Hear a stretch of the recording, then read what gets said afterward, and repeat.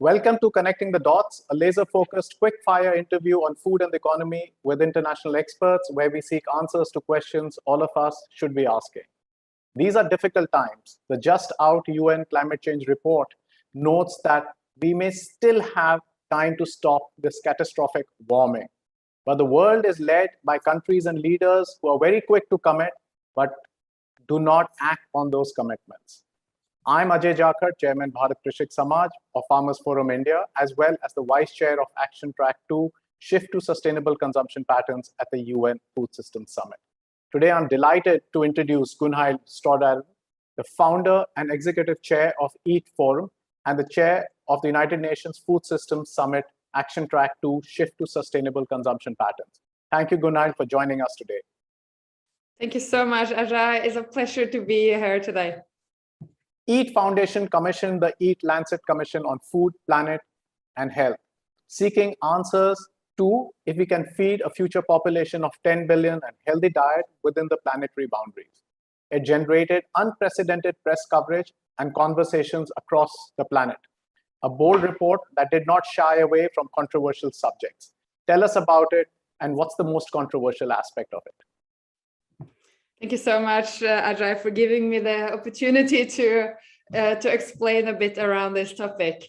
So the EAT Lancet Commission was really a first of its kind multidisciplinary scientific inquiry of our food systems and looking specifically at the health and environmental dimension of food.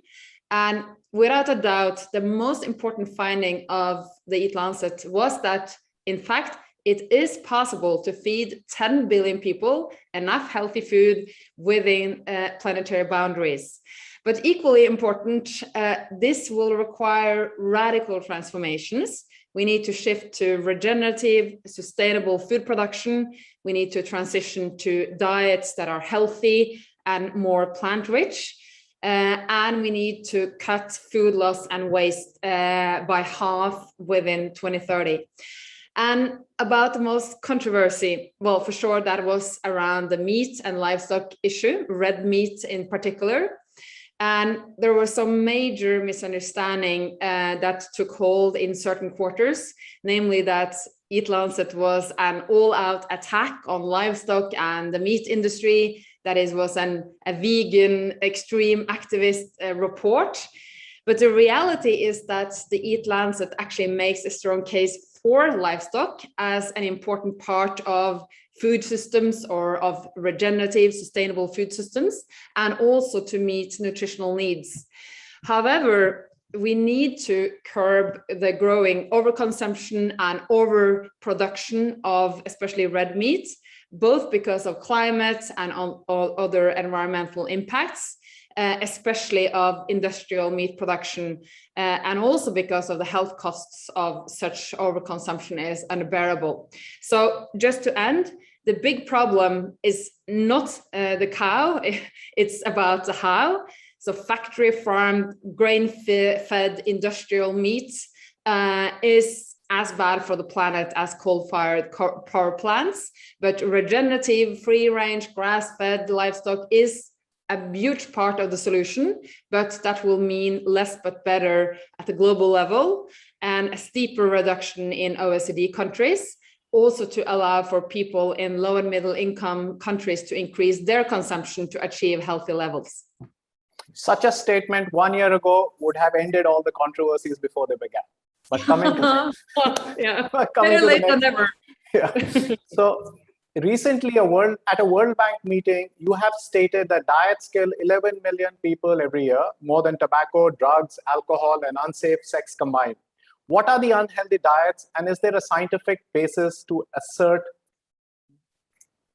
unhealthy diets?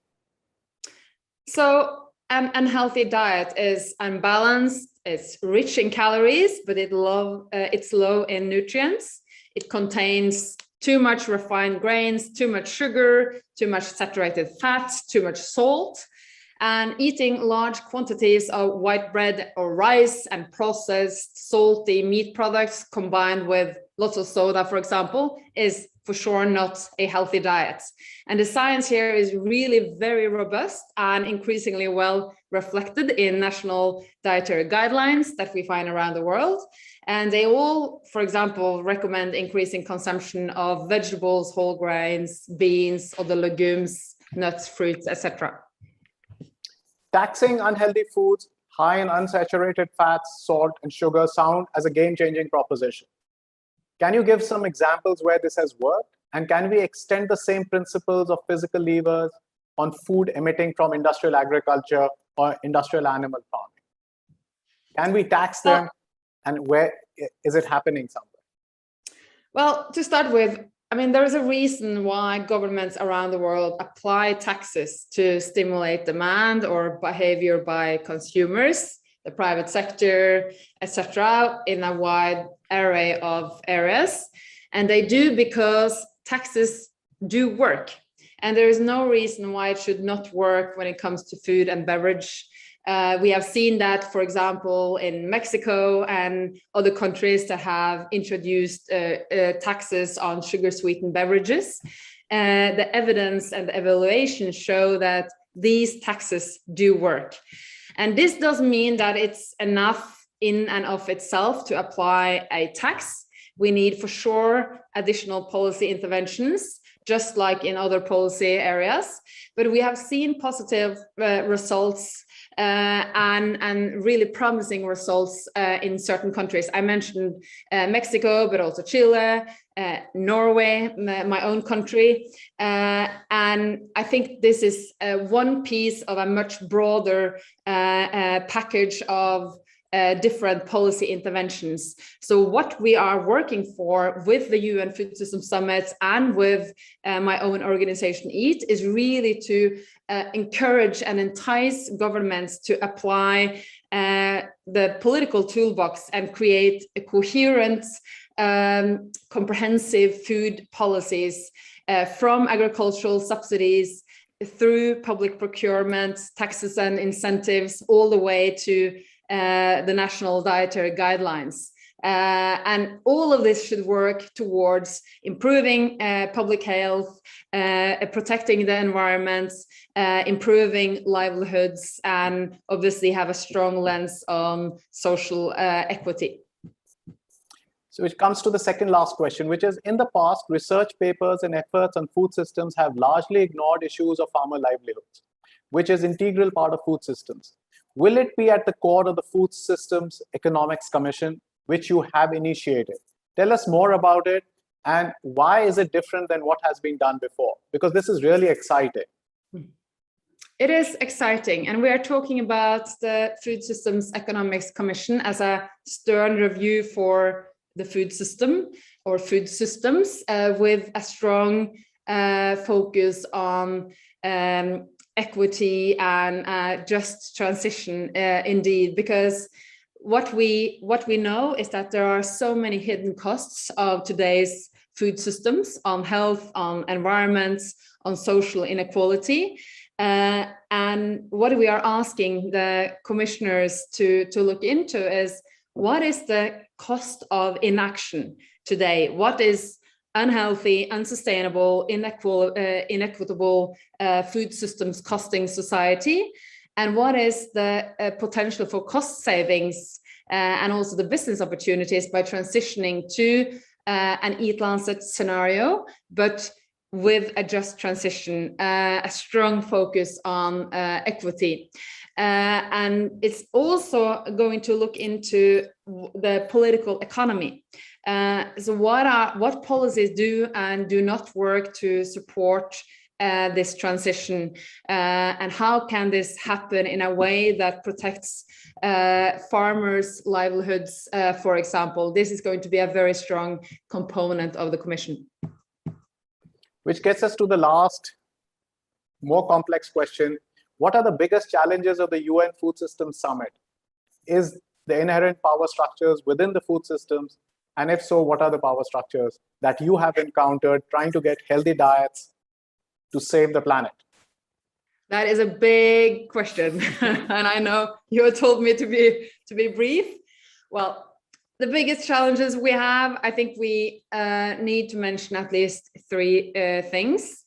First, we of course still have a way to go until people around the world, including people in power, realize how urgent it is to transform food systems, how critically important it is to our future as humanity on this planet. And the IPCC report that was launched yesterday is just adding further evidence about the urgency. So our house is on fire.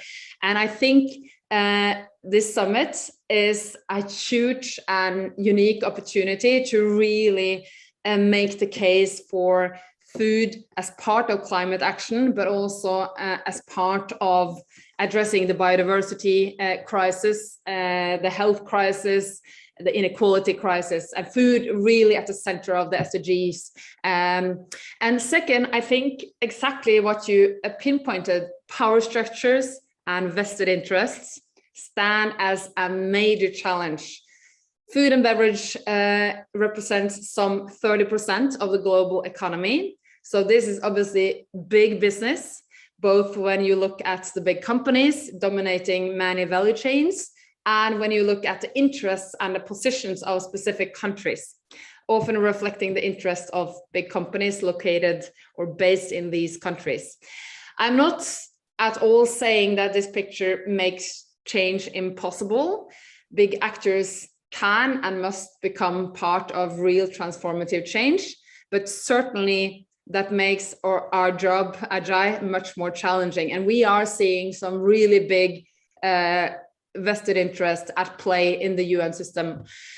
And the third challenge is really related to these two challenges. How can we use this summit to build an unstoppable movement for change, where people, wherever they are, demand action, demand real far-reaching change from governments, hold governments accountable, but also hold private sector accountable. And what I've learned now over the 8 years with EAT in the food system space is that it's not enough to get science on the table and to get policymakers and business around the table. Unless people call and shout out for change, this is not going to happen within the 9 years we have left to make a change and a transition according to the science. So we really need to bring people on board and empower them to demand action now.